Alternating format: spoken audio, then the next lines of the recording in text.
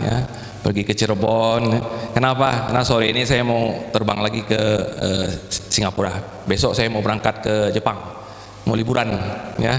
Harusnya liburannya udah tanggal 15 ya, tapi Prof Yoyon bilang datang, ya udahlah, datang dulu sedikit ya, nggak apa-apa. Yang sama-sama kita hormati Pak Rektor ya, kemudian seluruh jajaran dosen-dosen Sivitas Medika Universitas YPIB. Kemarin saya dijemput di Bandung ya. Jadi Pak Yoga, namanya pas lagi ya, Johan Yoga, yang menjemputnya Pak Yoga. Jadi udah cocok ya. Jadi ngobrol-ngobrol ya. Tahu nggak Prof apa kepanjangan YPIB? Wah, bilang apa ya? Saya juga pengen tahu nih. Ada hubungannya sama Sumatera Barat. Ya, teman-teman tahu kan ya? Nah, jadi katanya Yayasan Pendidikan Imam Bonjol. Wah, ini kayaknya memang udah jodoh nih, ya Pak Rektor ya. Jadi Imam Bonjol itu kan salah satu pahlawan nasional yang berasal dari Sumatera Barat ya. Jadi teman-teman semua, adik-adik ya, pagi hari ini saya akan berbagi cerita lah, ya, berbagi cerita bagaimana orang-orang di berbagai negara itu mempersiapkan orang-orang yang seusia adik-adik ini untuk menghadapi masa depan ya. Nah, sesuai dengan judulnya, lihat kan, menumbuhkan growth mindset untuk mahasiswa.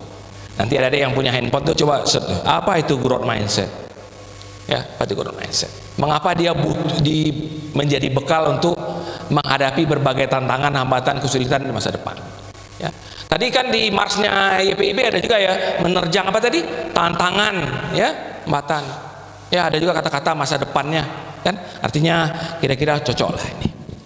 Oke teman-teman semua, seperti disampaikan oleh Pak Oki sama Pak Rektor tadi, nama saya itu Johan Yoga ya, panggilannya itu yang merah itu panggilannya. Saya orang Indonesia, tinggal di Singapura udah cukup lama. Hari ini saya akan membagi teman-teman, saya sebenarnya itu dosen merangkap trainer ya. Kalau dosen di 5 negara, kalau trainer di 9 negara ya. Jadi maka muter-muter. Nanti ke Jepang ini sebenarnya 2 hari mengajar, 10 hari liburan ya, kan enak ya, cari duit 2 hari dihabisin 10 hari gitu loh. Moga-moga masih ada sisanya bawa pulang betul. Nah, jadi hari ini saya akan berbagi ke teman-teman ya, sebuah bukan ilmu sebenarnya, bekal. Bagaimana kita bisa menghadapi masa depan itu yang nggak pasti. Teman-teman setuju kan? Depan ini nggak pasti, kita nggak tahu tahun depan, nggak tahu nanti teman-teman lulus bagaimana nih kondisi kita, nggak ada yang tahu. Tapi kita nggak boleh pesimis. Kita punya bekal ya, bekal itulah yang nanti kita akan sampaikan, kombinasi antara bekal yang diberikan oleh YPIB sama bekal-bekal yang bersifat non akademis ya. Setuju nggak teman-teman? Bekal kita ini ada 2 ya. Akademis saja cukup nggak kira-kira? Nggak cukup, kadang-kadang malah kebalik ya. Betul? Ada orang-orang yang teman-teman kita misalnya selama kuliah pinter gitu ya, tapi ketika bekerja bukan dia gagal, B aja ya, biasa aja. Tapi ada teman-teman kita yang waktu kuliah kayaknya susah lah ya, berdarah-darah, tapi begitu lulus kerja kayaknya cepet. Nah, ternyata apa? Ada faktor namanya faktor non akademis ya. Kalau faktor akademis teman-teman sudah ada semua tuh di handphone, betul nggak ya? Ilmu-ilmu yang diajarkan oleh bapak ibu dosen kita tuh sebagian ada di sini ya, tuh, tinggal ditonjok-tonjok aja, tuh kan? Nah, anggota tubuh kita yang paling berat kerjaan tiap hari apa? Tunjuk, betul nggak? Nonjok aja, nanti dihitung ya, sehari berapa kali nonjok ya. Itu tugasnya paling berat. Oke, yuk, enggak. Jadi teman-teman, saya dulu tahun 85 ya, pindah dari kota kelahiran saya di Bukit Tinggi. Ada nggak yang pernah ke Bukit Tinggi? Wah, saya udah pernah ke Majalengka, orang Majalengka belum pernah ke Bukit Tinggi ya, kumaha tuh ya. Nah, tapi memang Bukit Tinggi ini agak jauh ya, Sumatera Barat. Oke. Nah, tahun 85 saya lulus dari SMA, waktu itu SMA Negeri 1 Bukit Tinggi. Ya. Nah, kalau kami di kampung itu punya cita-citanya tinggi, ya, mau dapat sekolah yang bagus, walaupun tahunnya sulit masuknya. Nah, maka itu kami kadang-kadang habis lulus ujian langsung ke Bandung, ya, persiapkan diri. Alhamdulillah saya keterima tuh di jurusan Teknik Kimia ITB, ya, Teknik Kimia. Oke, nah, bisa saya lulus, nah, saya kerja di sini teman-teman. Ya, ada yang pernah naik sini nggak? Lihat-lihat sering ya. Nah, saya 10 tahun ini, 10 tahun kerjanya. Jadi tampangnya dulu udah tampang kayak orang laut gitu, ya. 10 tahun. Jadi kalau kita dari asrama kita, ya, asrama kita kan di pinggir pantai, ya, naik helikopter turun di sini. Kemudian kita turun sini, ini tempat tinggal kita nih, namanya quarters, ya. Habis itu kita kerja sini. Nanti kalau kita baru pergi ke tempat lain, naik lagi sini helikopter. Jadi kita kayak orang kaya banget. Kenapa? Kemana-mana pakai helikopter. Ah, keren kan? Nah, kami malah kurang ajar juga dikit. Kenapa? Helikopter itu sebutannya apa? Beca. Beca udah datang belum? Udah naik atas. Ya, keren banget kan? Helikopter disebut beca. Ya, padahal kalau sewa helikopter 1 jam katanya berapa puluh juta. Ya. Kemudian dari 10 tahun di sana, saya dapat beasiswa ke Singapura. Ya, maka itu saya pensiun muda. Ya, waktu pensiun muda juga hati ini galau juga. Kenapa? Teman-teman tahu ya, kalau kerja di sini kira-kira gajinya gimana? Sebulan, kalau gaji sebulan nggak habis sebulan. Apalagi kalau di lepas pantai ini duit nggak kepake, semuanya gratis kan? Gratis. Dan biasanya gemuk. Jam 5 pagi bangun, jam 5 sampai jam 7 sarapan, ada sarapannya, itu makan aja. Nah, kerja 2 jam, datang lagi makan siang, makan siang 11 sampai jam 1. Kerja lagi jam 3, snack sore, ya. Jam 5 sampai jam 7 makan. Habis itu snack lagi. Habis itu makan yang malam. Malam itu namanya supper. Supper itu makannya jam 10 ke atas. Coba aja muter aja tuh. Ya, kalau nggak olahraga ini langsung bertumbuh dia. Semua mindset ini, kalau itu bukan mindset ini, yang ini bertumbuh. Ya. Oke teman-teman. Nah, saya akhirnya pindah ke sini. Ada yang pernah ke Singapura? Belum? Nah, cita-citakan. Ya, cita-citakan. Insya Allah nanti satu saat bisa melihat kota ini. Ya. Nah, ini tempat saya tinggal nih. Nah, ini tempat saya tinggal. Nih, saya tinggalnya di Tower B, lantai 6, nomor 23. Ya. Nah, kalau orang ke Singapura, jangan lupa tuh, nih foto di sini, selfie dulu. Oh, ya kan, sebagai bukti, ntar langsung posting, ya kan? Nah, salam dari Singapura, itu dia. Ya. Itu minimal apa? Walaupun uang habis, membahagiakan, betul kan? Nah, membahagiakan. Di Singapura saya sekolah di sini seperti kata Pak Oki tadi ya, NUS ini. Ini NUS nih kalau di Indonesia itu seperti UI ya, Universitas Indonesia. Nah, ini kebetulan dia sekolah cukup bagus ya. Sulit masuknya. Saya 5 kali tes nggak masuk. 5 kali tes nggak masuk. Akhirnya saya pakai jalur beasiswa dari ITB. Nah, ITB baru termasuk. Ya. Kenapa? Di sini berkumpullah orang-orang yang, ya kira-kiranya gini-gini teman-teman ya. Dia ini ranking 8 dunia kata Bagi ya, ranking 8 dunia. Kalau ITB itu ranking 458 dunia. Nah coba teman-teman kita bayangin kira-kira. ITB aja 458 dunia. Dia nomor 8 dunia dia. Tuh, nomor 8 di dunia, nomor 1 di Asia.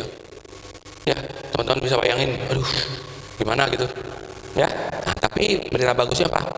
Banyak juga orang Indonesia sekolah di sana. Ya, nah, mudah-mudahan ini menambah semangat teman-teman juga bahwa kita di Indonesia ini sebenarnya potensinya bagus. Nah, sekarang teman-teman kan ditakdirkan oleh Allah menimba ilmu di PIB ya. Prinsip kita apa? Dimanapun kita sekolah harus selalu yang terbaik, betul nggak? Ya harus selalu. Mudah-mudahan nanti dengan bekal growth mindset ini teman-teman lebih mantap. Oke, mari kita mulai teman-teman.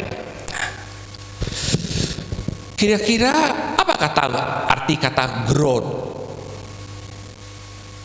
Apa arti growth kira-kira? Tumbuh, ya, tumbuh. Artinya apa? Membaik, meningkat. Kalau mindset apa kira-kira? Nah, mantap. Cara pikir, ya, pola pikir. Nah, jadi hari ini kita belajar ya, bagaimana kita bisa membekali diri kita dengan cara berpikir, dengan pola berpikir bahwa apa? Kalau hari ini belum bisa, kalau kita mau belajar, besok bisa, bulan depan bisa, tahun depan bisa, 5 tahun lagi jadi ahlinya. Ya, itu sebuah apa? Keyakinan. Nah, ilmu inilah yang di Amerika itu teman-teman, itu diteliti, penelitiannya udah 40 tahun. Jadi hasil yang kita bawakan hari ini itu adalah hasil penelitian 40 tahun. Ya. Mari kita lihat sebelum kita masuk ke materinya. Ini apa? Nih, universitas di Amerika, California. Apa katanya? Nih, tuh. Ya. Potensi seseorang tuh tidak akan terbatas. Ya, inilah kekuatan dari growth mindset di universitas. Kan yang diberikan oleh dosen-dosen di sini itu kan adalah hanya apa? Pembuka pintunya, betul? Yang masuk ke dalam siapa? Teman-teman. Jangan disuruh diajak dosennya masuk ke dalam. Ya, jadi dosen itu membukakan pintu, nih jalurnya, nih jalurnya. Kan nggak mungkin seluruh materi itu diberikan dalam kuliah, nggak mungkin kan? Waktunya cuma terbatas. Ya, palingan sekali pertemuan berapa? 3 SKS, ya, 3 SKS atau 4 SKS mungkin 2 kali ya, terbatas. Selebihnya teman-teman harus baca textbooknya, harus searching di Google, ya. Nah, oleh karena itu di California State University ini, ya, dia mengatakan itu bahwa orang itu punya potensi yang namanya limitless. Limitless itu nggak ada batasnya. Bagaimana kita menelusurinya supaya potensi kita keluar kuat? Kita punya keyakinan bahwa bisa berkembang. Itulah namanya kekuatan dari growth mindset. Kemudian yang kedua nih, di Australia mereka juga membekali mahasiswanya dengan growth mindset sebelum diberikan akademik. Nggak perlu growth mindset. Kenapa? Karena nanti kita akan lihat ada korelasi. Kalau mahasiswa yang growth mindsetnya bagus, itu akademiknya otomatis bagus. Kenapa? Seperti orang anak-anak yang punya growth mindset apa? Gigih, tangguh, nggak gampang menyerah. Ya. Karena itulah judulnya tadi apa? Bekal untuk masa depan. Dan mereka lagi ini THI ini adalah lembaga yang tiap tahun membuat peringkat-peringkat yang tadi 8 dunia, 458 dunia. Dia juga mengatakan ya, universitas-universitas harus menumbuhkan growth mindset untuk mahasiswa-mahasiswa mereka. Ya. Jadi saya memberikan ini supaya mempertebal keyakinan teman-teman bahwa materi yang kita bawakan hari ini tuh benar-benar menjadi materi yang sekarang ini di seluruh dunia, di seluruh universitas itu menjadi fokus sasaran. Karena dia udah tahu kalau kita hanya berkonsentrasi kepada akademik, itu akademik itu sudah bisa dicari sendiri, betul nggak? Begitu dikasih aja kata kuncinya, teman-teman tinggal pencet langsung keluar kan? Lebih lengkap lagi daripada itu. Ada lagi e-booknya. Tinggal kita aja mau ambil berapa. Sehingga banyak sekarang universitas-universitas tuh melihat apa lagi yang dibutuhkan oleh mahasiswa saya di masa depan. Ya, akhirnya mereka berkesimpulan growth mindset-nya adalah kunci. Ya, kunci. Oke. Teman-teman pernah mendengar Universitas Harvard? Ya, itu kira-kira top dunia atau enggak?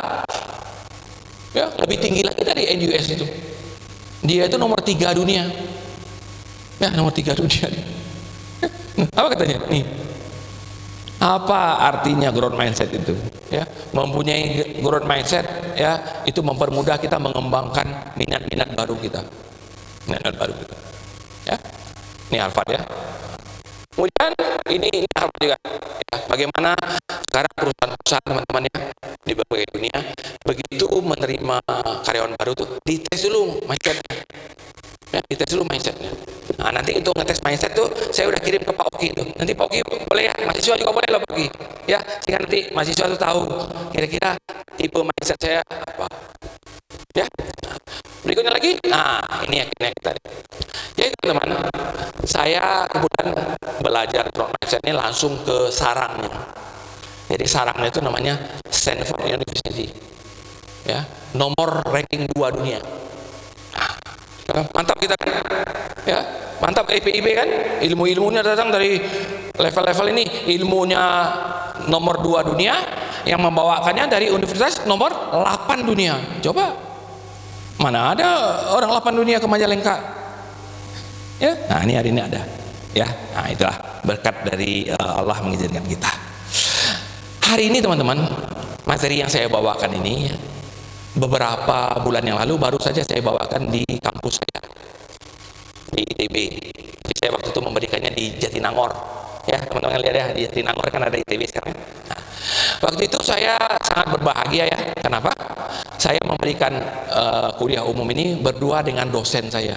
Ini dosen yang sangat berjasa sama orang Sumedang, ya, namanya tuh Tatang Hernas Surawijaya, orang Sumedang. Dia yang membimbing saya dari dulu, dia yang mewisuda saya, dia yang tanda tangan ijazah saya, bahkan dia lagi yang mengangkat saya sebagai wisudawan terbaik waktu itu di ITB 19 Maret 90. Nggak tahu teman-teman, belum ada kayaknya, belum ada ya. Nah ya jalan ya, jadi teman-teman belum ada, saya udah lulus ya. Nah, jadi saya melihat materi ini sangat bagus ya, sangat cocok. Maka itu kemarin ini saya diundang ke Bali ya, memberikan materi ini untuk ini namanya Badan Akreditasi Perguruan Tinggi ya. Nah, ternyata materi itu bagus. Yang materi ini nanti rencananya mulai tahun depan itu akan dibawa ke berbagai universitas. Alhamdulillah, orang lain belum mulai, kita udah curi start ya. Oke, kita udah curi start. Oke, ini siap mendengarkan cerita saya ini? Siap? Oke, pokoknya kita santai aja ya. Coba teman-teman baca dulu ini. Insting atau naluri berinovasi dari individu-individu bangsa Indonesia secara umum sangat rendah. Setuju nggak kira-kira? Apa buktinya? Kita lebih menikmati barang-barang dari luar daripada barang-barang kita buat sendiri, betul nggak teman-teman? Ya, daripada buat sendiri lebih mending jadi calo, betul kan? Beli barang di luar, tempel merek, ya kan? Nah, jual di TikTok, ya foto-foto gitu, ya TikTok live, ya. Nah, jadi daripada membuat, orang lebih senang jadi calo, nempel aja. Kenapa? Malas orang berinovasi, malas orang menciptakan sesuatu yang baru. Lebih baik terima aja. Nah, akhirnya apa yang terjadi? Kita dimanfaatkan orang, betul nggak? Rakyat kita kan banyak, ya. Mereka buat, mereka kirim ke tempat kita. Udah. Ya, calo sih nggak bakal lebih menang daripada produsernya. Produsernya pasti untungnya lebih gede, dia yang buat kan. Nah, inilah teman-teman ya, Pak Tatang nih kebetulan ya, salah satu dosen terbaik di ITB itu. Maka itu saya sering mendampingi beliau ke Sumedang dulu. Ya, dia orang Sumedang. Oke? Beliau ini betul hebat. Ya. Lalu apa kata Pak Tatang itu? Ya. Untuk membangkitkan daya inovasi agar bisa bersaing, naluri inovasi itu harus dibangun secara sistematik, secara teratur, bukan kebetulan-kebetulan. Ya, kayak kita training hari ini itu artinya kita teratur. Ya, mulai dari pendidikan, malah dari usia dini, ya, hingga perguruan tinggi. Salah satunya lewat pelatihan. Jadi inilah yang melatar belakangi ya, mengapa ilmu kita ini salah satunya berguna. Kemarin Bapak Ibu dosen teman-teman ya sudah dilatih tuh bagaimana berinovasi, ya, bagaimana mencari objek-objek inovasi. Ya, mari kita lihat teman-teman. Kita hari ini berfokus kepada 3 kata saja. Apa 3 katanya? Namanya GCI. Growth Mindset, Creativity, Innovation. Ya, mari kita lihat apa gunanya 3 kata itu. Teman-teman pernah mendengar istilah ini? Pernah? Kan kata-kata top ini. Apa artinya comfort zone itu kira-kira? Zona nyaman, zona di mana kita jadi malas, betul nggak? Udah nyaman, ya, zona lele.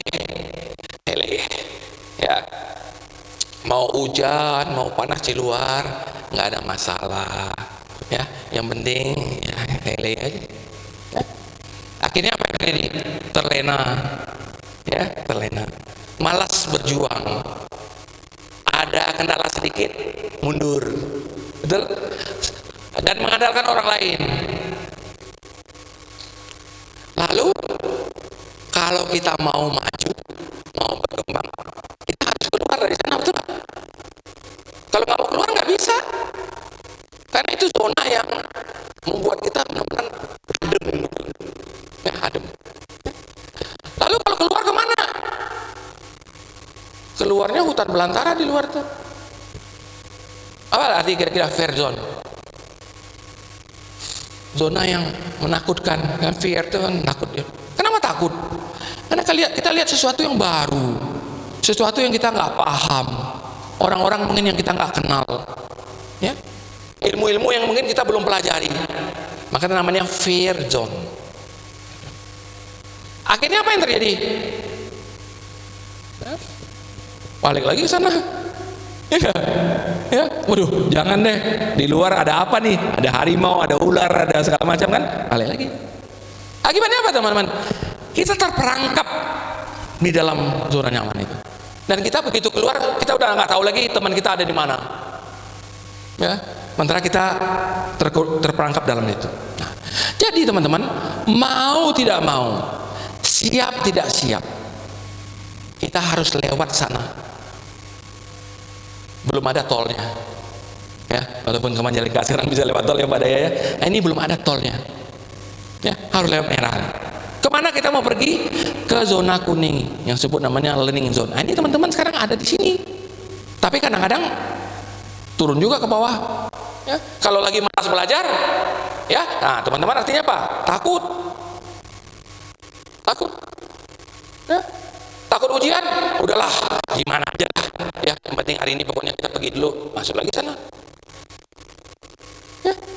Jadi zona itu teman-teman pindah-pindah, nggak bisa sekali pindah ke sini kayak ngontrak rumah ya, kalau ngokos ya, sebulan dibayar 30 hari sana, enggak. Jadi kita itu kadang-kadang setiap hari itu teman-teman pindah-pindah, hari ini begini, besok ada semangat sini lagi, dapat dosen yang enak apa, pindah sini, ya, dosen kurang enak, pindah lagi sini, suasana nggak enak, pindah lagi sini, udah gitu aja terus.